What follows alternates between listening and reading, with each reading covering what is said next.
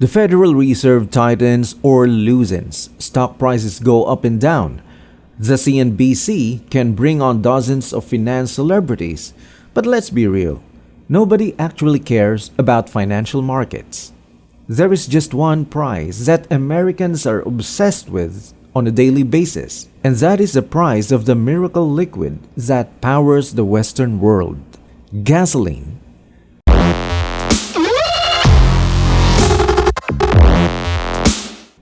Don't forget to hit the like button and subscribe. Now let's move on.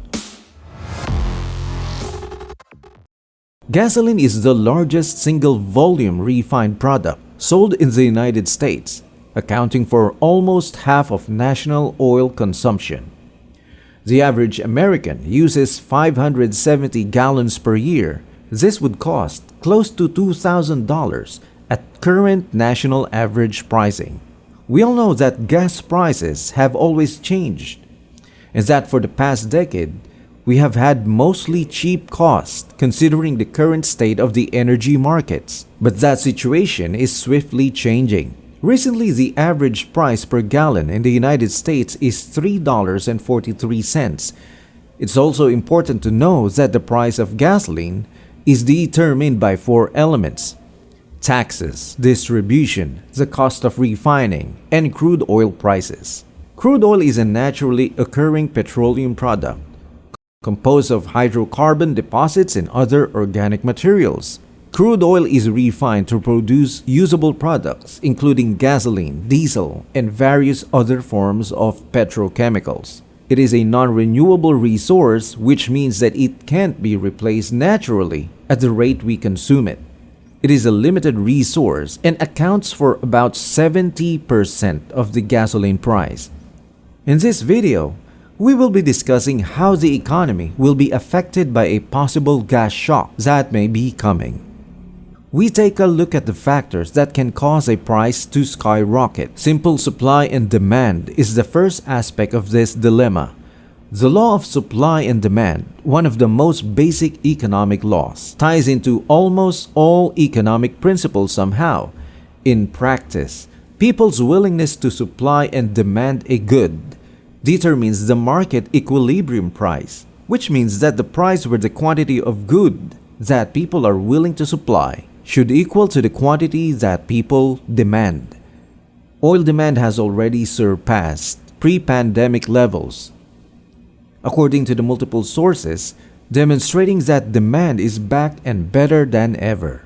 On the other hand, supply has not kept up, and there are many reasons for this. An artificial look at records shows that there is a risk of a grave shortage, especially as we approach the spring and summer, when demand should supposedly break every previous record. It's interesting, we've actually asked a lot of energy followers who don't want $100 a barrel oil. The investors don't really want it, the companies don't really want it. Is it going to happen anyway? Yeah, well, so right now, I think, the setup for $100 oil is possible. If you think about what's happening, we've really got global oil demand that's approaching or reaching where we were pre-2019, pre-COVID. But yet supply has not kept up. OPEC is not keeping up. The U.S. is not keeping up. So as a result of that, we've got a big mismatch between supply and demand. You've got inventories falling, and frankly, we've got oil demand that's going to increase into the summer, which really is a setup for potentially higher oil prices from here. The problem is supply has not kept up. OPEC has not kept up, and the U.S. has not kept up. So as a result, the scales of supply and demand are far outbalanced. Records are dropping, and indeed we're going to see a rise in demand for oil during this summer. This will most likely lead to higher oil prices. But how bad it can actually get? We can look back at the previous oil crisis in 2008 to answer that question. Prices reached to a high of $147 per barrel, which would have been $185 if inflation were taken into account, when the national average of gasoline prices in the United States reached $4.11. It was a record high. So that gives us an idea. It might, however, go a lot worse. The last time prices hit these levels, Economists refer to it as demand destruction. This can be caused by consumers converting to more required replacements or simply because they cannot afford it anymore. But that's just a fancy way of saying that as fuel costs soared, people began to reduce their usage.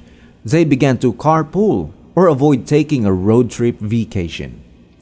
The level at which demand destruction begins is likely bigger than it was back in 2008, and we are not seeing this today.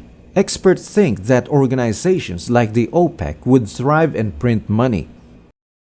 OPEC is an organization that aims to manage the supply of oil in an effort to set the price in the world market to avoid fluxes that might affect the economies of both producing and purchasing countries.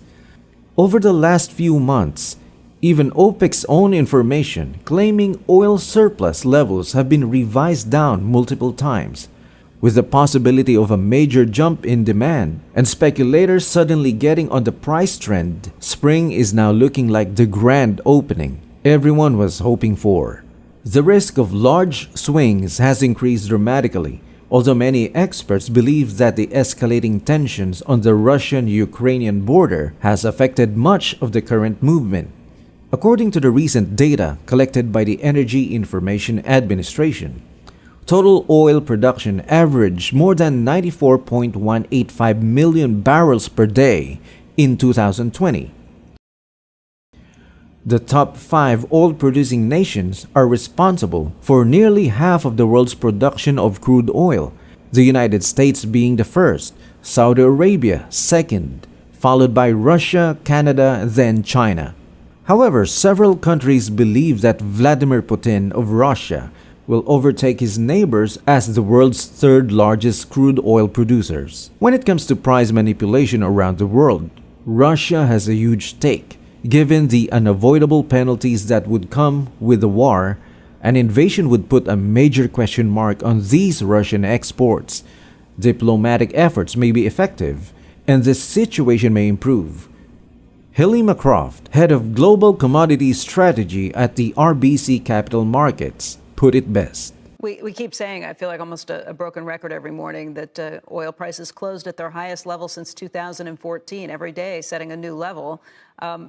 Has all of this been baked in, or do you think there's a lot more room to run higher if any of this actually breaks out? I mean, Becky, if those Russian troops cross the border, I mean, that is your clear path to 100. There'll be a lot of concerns about disruption of Russian energy supplies. I mean, again, they are the commodity superstores. There'll be concerns about disruption to gas flows to Europe, to oil exports globally. What are they going to do with wheat, with palladium, with coal? So there are all these questions about what will happen to Russian exports in the event of an invasion. On the other side, though, if you have those Russian troops pull back, if you get some type of diplomatic settlement, if you get a breakthrough in the Iran talks and potentially 1 million extra Iranian barrels hitting the market, that could cool off the rally. But again, I think all focus is going to be on what happens with Russia-Ukraine. From that, we learned that there will be a lot of concerns about the disruption of Russian energy supply if Russians enter the border, and that would give us a definite way to 100 per barrel. On the other hand, if there would be some kind of diplomatic settlement, or if we get a breakthrough in the Iran talks, and maybe 1 million more Iranian barrels entering the market, that might cool off the surge. But for now, it's only a possibility. However, the attention should be on this week's developments in Russia and Ukraine. Russia's foreign minister stated that troops of the southern and western districts were heading back to their bases. Still, oil-producing nations' failure to meet agreed output targets limited losses. Elsewhere, traders continued to monitor U.S.-Iran talks about the revival of the 2015 nuclear deal.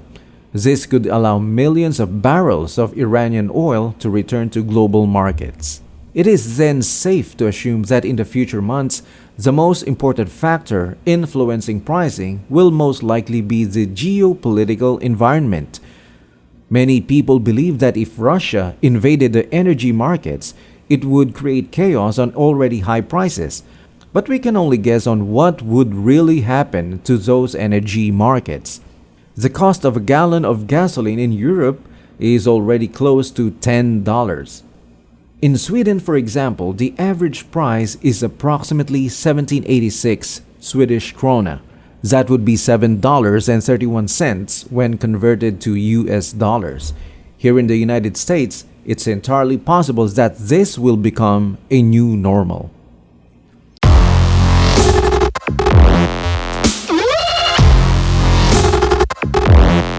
If you enjoyed this video, hit the like button and subscribe.